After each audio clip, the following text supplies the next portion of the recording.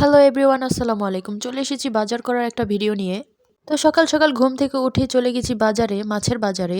অনেক দিন যাবৎ মাছের বাজারে যাওয়া হয় না, কারণ মাছের বাজারে আগুন। আর আর এই আগুন নিভার অপেক্ষায় এতদিন বাসায় বসেছিলাম। তো যাই হোক, আগুন তো আর নিভে নাই, বাট আমাদের বাজারে যেতেই হলো। তো অনেকদিন পর বাজারে গেলাম, আর অনেক অনেক তাজা তাজা ফিশ উঠেছে বাজারে। সবগুলোই অনেক ভালো এবং লোভনীয়। তো কোনটা নিব বুঝতেছি না। তো প্রথমে আমরা একটা বাজারে একটা রাউন্ড দিব যে কি কি আছে, তারপরে আমরা হচ্ছে মাছ কোনটা নিব সেটা ডিসাইড করব। তো আজকে আমরা অনেকগুলো মাছ একসাথে নিয়ে নিব, কারণ হচ্ছে প্রতিদিন তো আর বাজারে আসা যায় না। একবারে অনেকগুলো মাছ নিয়ে নিব, ফ্রিজারেটার রেখে দিব, পরে আস্তে আস্তে আর কি ওগুলো খাবো।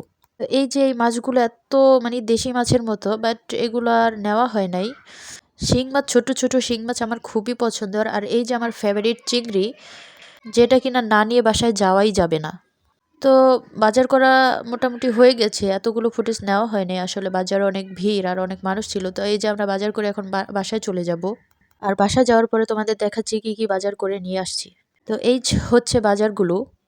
এখানে অনেক পদের মাছ রয়েছে। তো এক এক করে আমি তোমাদের সবগুলো মাছ দেখাচ্ছি। প্রথমেই দেখাচ্ছি আমার পছন্দের চিংড়ি। তো বাজার থেকে ওই যে চিংড়িগুলো দেখতে পাচ্ছিল, ওইগুলো থেকে অনেকগুলো চিংড়ি নিয়ে আসছি। বাট সমস্যা হচ্ছে চিংড়িগুলো অত একটা ভালো পড়ে নাই। কিছু কিছু ভালো দিয়েছে, আবার কিছু কিছু খারাপ দিয়েছে, যেটা আমরা খেয়াল করি নাই। বাট এখন আর কিছুই করার নাই। আমার চিংড়ি হচ্ছে খুবই পছন্দের। তো অনেকগুলো চিংড়ি নিয়ে আসছি। এগুলো আসলে ফ্রিজে রেখে দেওয়া হবে, আর কিছুটা রান্না করা হবে। এতগুলো চিংড়ি তো আর আসলে একদিনে খাওয়া যাবে না। এই চিংড়িগুলো আসলে গলদা চিংড়ি, একটু মাঝারি টাইপের, বড় বড় আছে ভিতরে।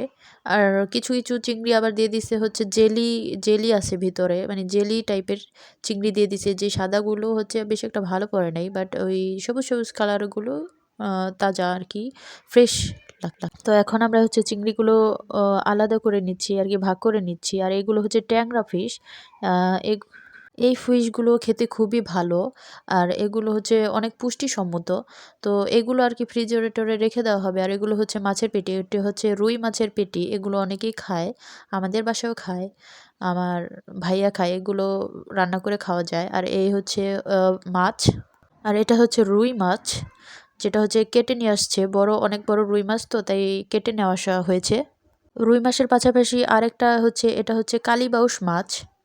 এটাও খুবই ভালো খেতে। এটা রুই মাছের মতোই, বাট একটু অন্যরকম আর কি। আর এটার দামও বেশি।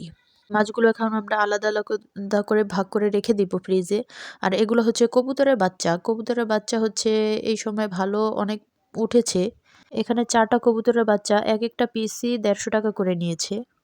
এটা হচ্ছে ড্রাগন মুরগি। এটা হচ্ছে টাইগার মুরগি না কি মুরগি যেন একটা বললো, এটা বড় সাইজের মুরগি।